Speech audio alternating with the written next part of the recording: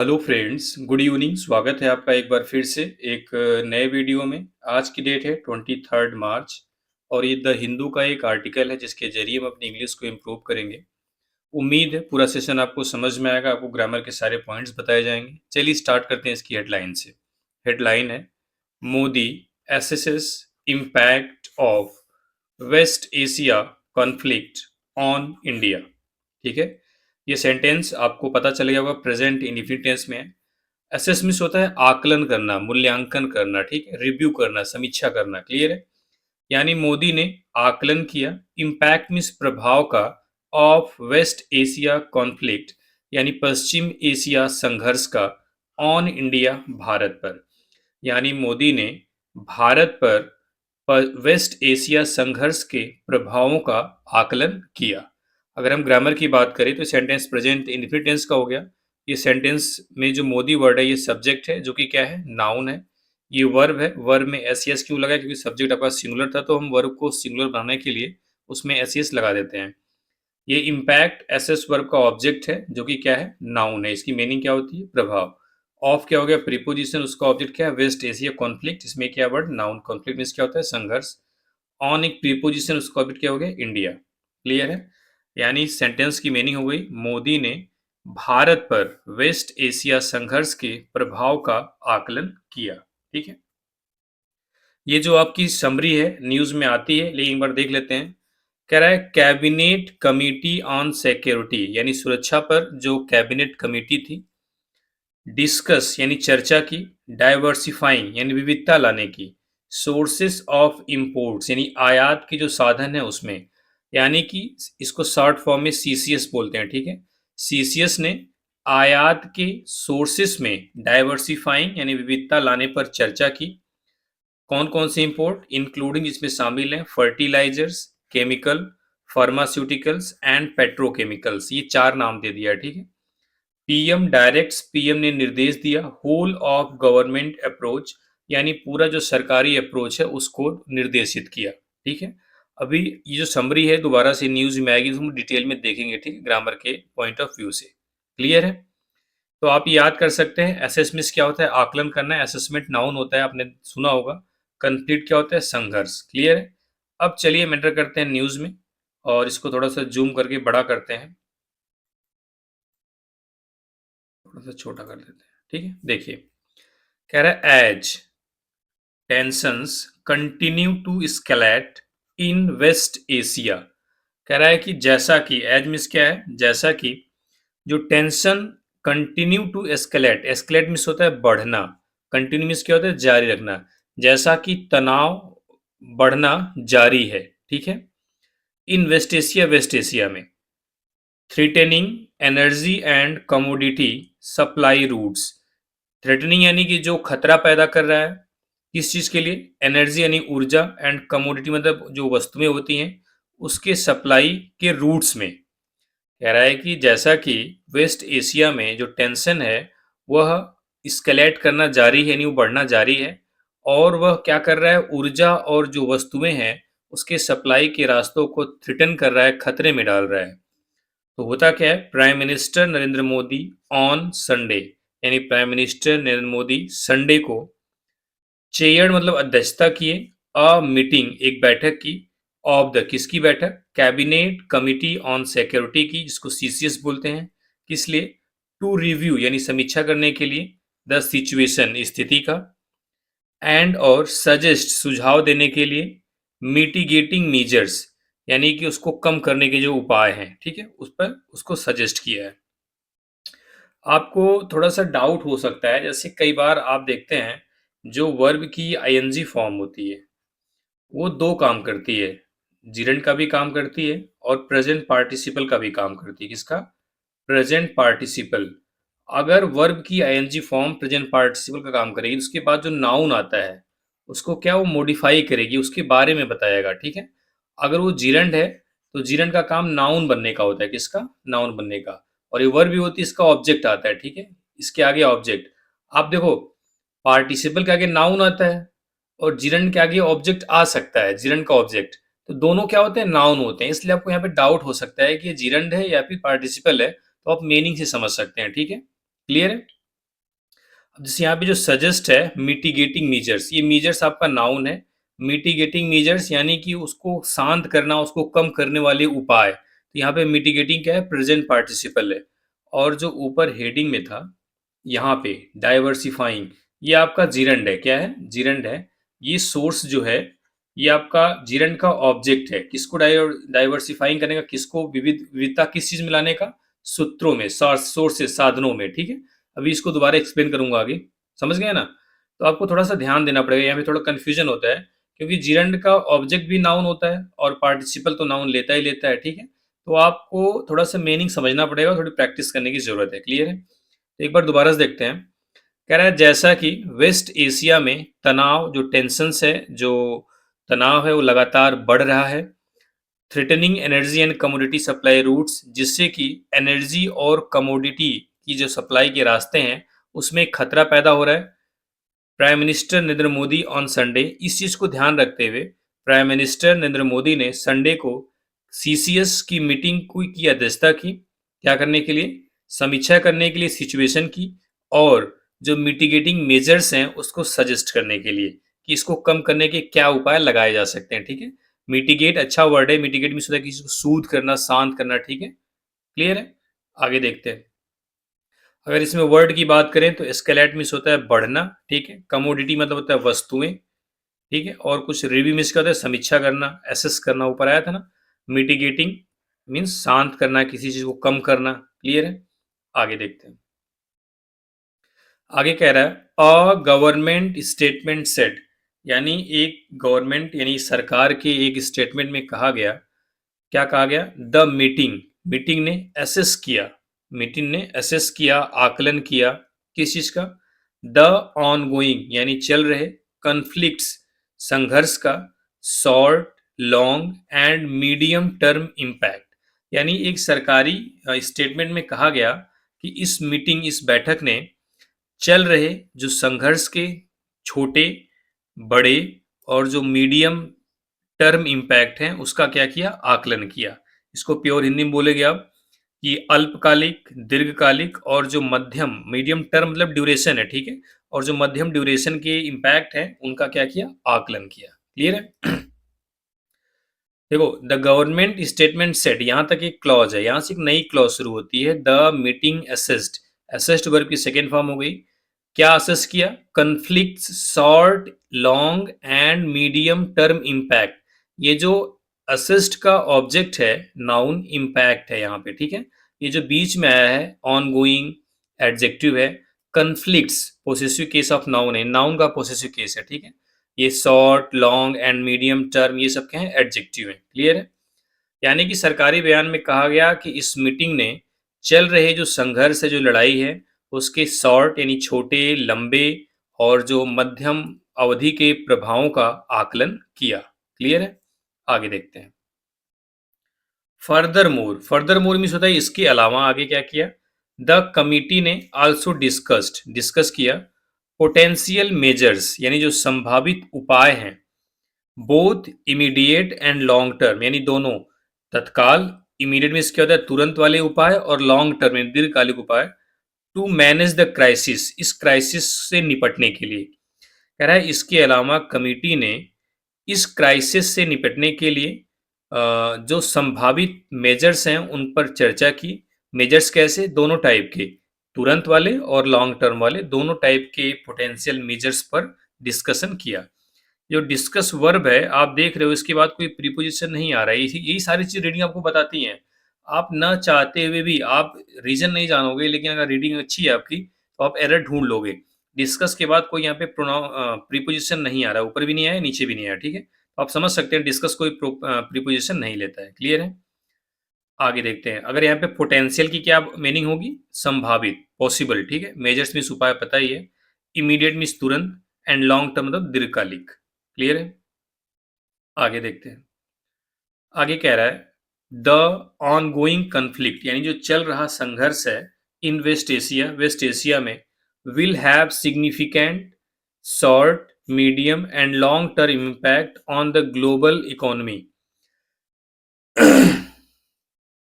कह रहा है जो वेस्ट एशिया में जो ऑनगोइंग कन्फ्लिक्ट है, जो जारी संघर्ष है, जो चल रहा संघर्ष है, will have significant short, medium and long term impact on the global economy। इसका जो वैश्विक इकोनॉमी है, जो वैश्विक अर्थव्यवस्था है, उस पर अल्प, मीडियम और लॉन्ग टर्म जो लॉन्ग टर्म इम्पैक्ट पड़ेगा। ठीक है, सिग्निफिकेंट मीन्स क्या होता है, महत्वपूर्ण। कह रहा है कि वेस्ट एशिया में चल रहे संघर्ष का वैश्विक इकोनॉमी पर एक महत्वपूर्ण छोटा, मध्यम और दीर्घ अवधि वाला प्रभाव पड़ेगा। इट्स इफेक्ट, इसका प्रभाव, ये नाउन है, इट्स एडजेक्टिव हो गया, पोसेसिव एडजेक्टिव। इट्स इफेक्ट, इसका प्रभाव ऑन इंडिया, भारत पर वाज असेस्ड, आकलन किया गया है, यानी भारत पर इसके प्रभाव का आकलन किया गया है। ये वर्ब की थर्ड फॉर्म है, सेंटेंस स्पेसिफाई में एंड और काउंटर मेजर्स, और जो इसको काउंटर करने के उपाय हैं, इसको रोकने के जो उपाय हैं, both immediate and long term, यानी दोनों तरह के उपाय, अभी क्या करना है और लॉन्ग टर्म में क्या करना है, वर डिस्कस, इस पर चर्चा की गई है। क्लियर है? ये एंड कंजंक्शन है, इससे दो क्लास जुड़ी हुई है। पहला क्लास है its effect on India was assessed, subject verb का कॉम्बिनेशन क्लास कहलाता है। एंड कंजंक्शन है, दूसरा सेंटेंस क्या है, and counter measures both immediate and long term were discussed. ये जो वर्ब आई हुई है, इसका सिर्फ है काउंटर मेजर्स। क्लियर है? आगे देखते हैं। कह रहा है mister Modi directed, mister Modi ने डायरेक्ट किया, निर्देश दिया, दैट की a group of minister and a group of secretaries, यानी उन्होंने ये निर्देश दिया कि ग्रुप ऑफ मिनिस्टर्स यानी मंत्रियों का समूह एंड ग्रुप ऑफ सेक्रेटरीज और सचिवों का समूह बी फॉर्म्ड, बनाया जाए, टू वर्क, काम करने के लिए, एक्सक्लूसिवली, सामूहिक रूप से, एक्सक्लूसिव सामूहिक रूप से, on a whole of government approach, यानी कि समग्र, होल ऑफ गवर्नमेंट यानी पूरी सरकारी दृष्टिकोण से, टू द क्राइसिस, इस क्राइसिस पे, इस क्राइसिस मतलब क्या होता है, ये जो घटना हो रही है, ये जो संघर्ष है, उसकी बात कर रहा है। ठीक है, संकट की बात कर रहा है।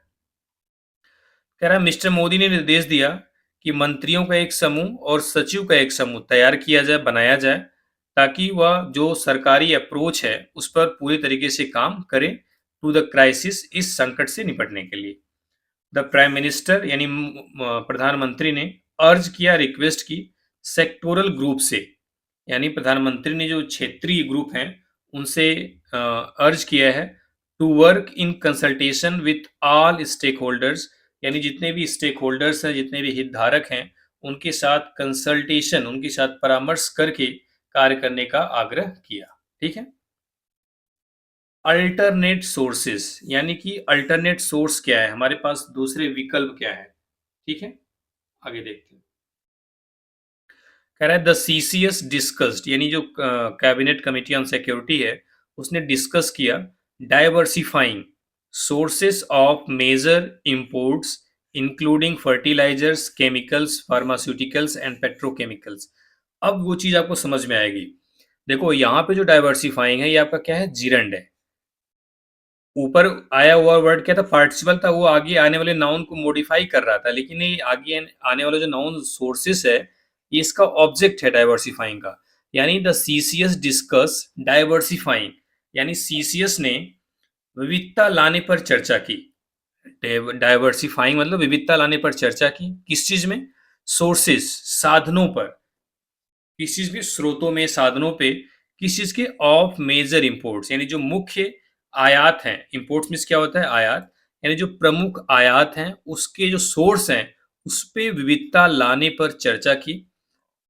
अब उस इंपोर्ट में शामिल हैं फर्टिलाइजर्स, जिसको हम उर्वरक बोलते हैं, केमिकल्स, रसायन, फार्मास्यूटिकल्स और फिर पेट्रोकेमिकल्स, यानी इन जो ये इंपोर्ट्स के जो मेजर इंपोर्ट्स के रिसोर्सेस हैं, इनमें विविधता, इनमें वेरिएशन लाने की पर चर्चा किया। ठीक है, अब कह रहा है fertilisers assume significance ahead of the coming kharif season.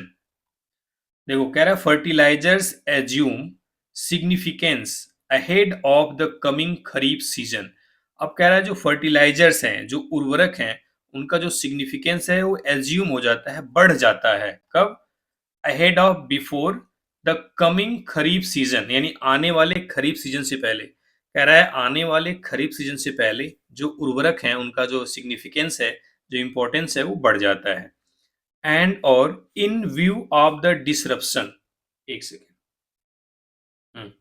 And और इन व्यू ऑफ द डिसरप्शंस, और बाधा जो डिसरप्शन है उसको ध्यान में रखते हुए, टू नेचुरल गैस इंपोर्ट, इन नेचुरल गैस का जो इंपोर्ट है उसकी बाधाओं को ध्यान में रखते हुए, कब, after Tehran missile attack, Tehran की मिसाइल अटैक के बाद, डिवेस्टेटिंग जो बर्बाद कर रही है energy infrastructure in Qatar, Qatar में जो एनर्जी के इंफ्रास्ट्रक्चर उसको डिवेस्टेट कर रही है, उसको बर्बाद कर रही है। अब कतर के बारे में बता रहा है, विच इज जो है among the biggest importers of LNG globally, जो कि जो लिक्विड या एलएनजी जो नेचुरल गैस है ग्लोबली उसके आयात का सबसे बड़ा हब है कतर, उसका जो एनर्जी इंफ्रास्ट्रक्चर उसको क्या है, डिवेस्टेट कर रही है, बर्बाद कर रही है, ठीक है, तबाह कर रही है। देखो, कह रहा है कि खरीफ सीजन, आने वाली जो खरीफ सीजन से पहले उसका जो उर्वरक है, जो फर्टिलाइजर है, उसका महत्व बढ़ जाता है। और किस चीज को ध्यान में रखते हुए, कह रहा है तेहरान की जो मिसाइल अटैक है उसने कतर के जो एनर्जी इंफ्रास्ट्रक्चर हैं उसको नष्ट कर दिया है।